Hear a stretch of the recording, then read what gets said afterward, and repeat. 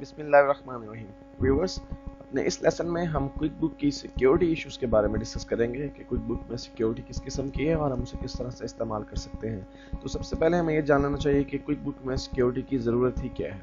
Viewers, जैसा कि आप जानते हैं कि अकाउंटिंग डाटा जो है किसी भी ऑर्गेनाइजेशन के लिए रीढ़ की हड्डी की हैसियत रखता है, और ये बहुत से मौके पर कुछ डाटा ऐसा होता है जो कॉन्फिडेंशियल होता है और जिसका लीक आउट होना हमारे बिजनेस के लिए नुकसानदेह साबित हो सकता है। इसलिए हमें अपने अकाउंटिंग सॉफ्टवेयर की सिक्योरिटी का ख्याल भी रखना पड़ता है। और इसके अलावा व्यूअर्स, आप जानते हैं कि अकाउंट्स डिपार्टमेंट के अंदर एम्बेजलमेंट के चांसेस भी बहुत ज़्यादा होते हैं। अगर एक ही आपका जो वर्कर है वो बहुत से काम कर रहा हो, मिसाल के तौर पर अगर आपका एक वर्कर जो है वो आपके बुक्स ऑफ अकाउंट्स को भी मेंटेन करता है और उसके साथ साथ वो कैश को भी डील करता है, तो व्यूअर्स मैं आपको सजेस्ट करूंगा ऐसा करना ऐसे ही है जैसे कि आप उसे खुद दावत दे रहे हैं कि वो फ्रॉड करे। तो अकाउंटिंग सॉफ्टवेयर के अंदर चूंकि आप अपने क्विक बुक सॉफ्टवेयर को एक से ज़्यादा यूजर्स जो है वो यूज़ कर सकते हैं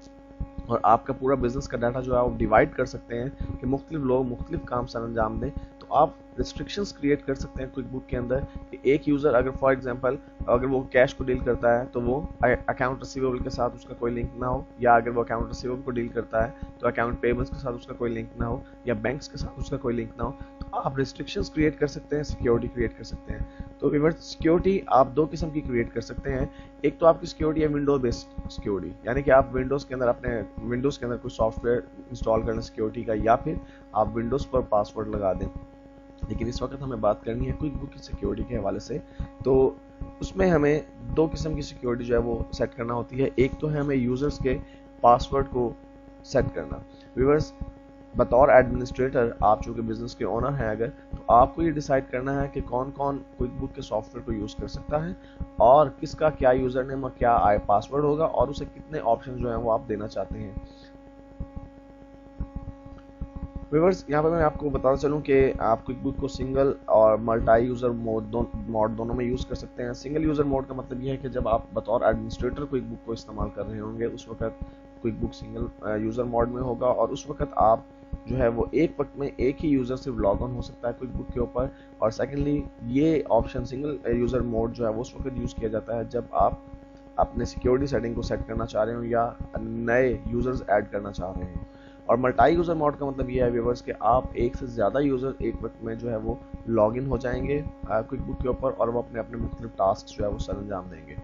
तो व्यूअर्स, इसका मतलब है कि हमारे पास जो यूज़र हैं क्विक बुक के वो दो किस्म के हो गए, एडमिनिस्ट्रेटर और दूसरा यूज़र।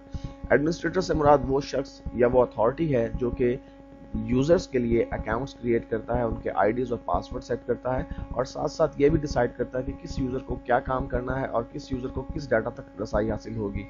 और यूज़र्स वो लोग हैं व्यूअर्स जो आपके एम्प्लॉयज़ होंगे, जो वर्कर्स होंगे, जो क्विक बुक के ऊपर मैनुअली काम कर रहे होंगे, जो सेल्स परचेज को रिकॉर्ड कर रहे होंगे और मुख्तलिफ डेटर्स और क्रेडिट्स के साथ भी डील कर रहे होंगे। तो यूज़र्स वो लोग हैं जो लॉग ऑन होंगे क्विक बुक के अंदर उस यूज़र और आईडी पासवर्ड के साथ जो कि एडमिनिस्ट्रेटर ने क्रिएट किया होगा, और सिर्फ उन्हीं ऑप्शंस को यूज़ कर सकेंगे जो कि एडमिनिस्ट्रेटर ने सेट किया होगा। तो व्यूअर्स, बेसिकली अगर हम अकाउंट्स को एक ब्रीफली देखें तो उसमें हमारे पास चंद एक ऑप्शंस हैं जो कि हम सेट कर सकते हैं। इसमें सेल्स एंड अकाउंट्स रिसीवेबल, मसलन हमारा एक डिपार्टमेंट है अकाउंटिंग के अंदर, परचेज एंड अकाउंट पेबल एक और डिपार्टमेंट है, चेकिंग यानी हमारे बैंक्स के अकाउंट्स और क्रेडिट कार्ड्स, टाइम ट्रैकिंग यानी वो एम्प्लॉयज़ जो टाइम बेस पे काम करते हैं, आवरली बेस पे जिनकी सैलरीज जो है बनानी होती हैं उनके लिए टाइम ट्रैकिंग की जाती है। उसके अलावा certain other accounting activities just adjustment वगैरह होती हैं हमारे पास। फिर हमारी सेंसिटिव फाइनेंशियल रिपोर्ट्स यानी हमारी इनकम स्टेटमेंट और बैलेंस शीट और हमारी statement of retained earning, statement of owners equity हो सकती है। और इसके अलावा जो ऑप्शन आप सेट कर सकते हैं वो है चेंज और डिलीट ट्रांजेक्शन, यानी क्या किसी यूज़र को ये इख्तियार है कि वो ट्रांजेक्शन्स को चेंज कर सके, अमेंड कर सके और डिलीट कर सके। और व्यूअर्स, इसमें भी दो किस्म की कैटेगरीज हैं। एक तो वो कि आपका करंट पीरियड जो चल रहा है उसमें कोई ट्रांजैक्शन होगी और आप उसको चेंज या डिलीट करना चाहते हैं, और एक अथॉरिटी ये है कि आप किसी यूज़र को ये अथॉरिटी भी दे सकते हैं कि एक मरतबा क्लोजिंग हो जाने के बाद जब accounts books of accounts close हो जाते हैं फाइनेंशियल ईयर के एंड पर, उस वक्त बाद में बैक डेट पर जाके क्या कोई यूज़र जो है वो किसी ट्रांजैक्शन को चेंज या अमेंड कर सकता है या डिलीट कर सकता है। तो उसके लिए आप तीन किस्म के ऑप्शन सेट कर सकते हैं किसी भी यूज़र के लिए। नो एक्सेस, यानी मिसाल के तौर पर अगर आपका एक यूज़र है, यूज़र ए, اور آپ چاہتے ہیں کہ وہ اکاؤنٹ ریسیویبل میں تو اس کی ایکسیس جو ہے وہ کمپلیٹ ہو لیکن اس کی کوئی ایکسیس نہ ہو چیکنگ اکاؤنٹ سے ریلیٹڈ، تو آپ وہاں پر اس کو نو ایکسیس کر سکتے ہیں، یا آپ کسی بھی یوزر کو کمپلیٹ ایکسیس دے سکتے ہیں کسی ایک خاص سیگمنٹ کے اندر، مثلا اکاؤنٹ ریسیویبل کے اندر کسی ایک یوزر کو آپ کمپلیٹ اتھارٹی دے دیں، یا کسی ایک یوزر کو آپ کمپلیٹ اتھارٹی دے دیں اکاؤنٹ پیبل کے اندر، اور اسی طرح پارشل ایکسیس بھی دے سکتے ہیں کہ کچھ آپشنس کے اندر مثلا اکاؤنٹ ریسیویبل کے اندر کمپلیٹ اتھارٹی دے دی کسی یوزر کو آپ نے،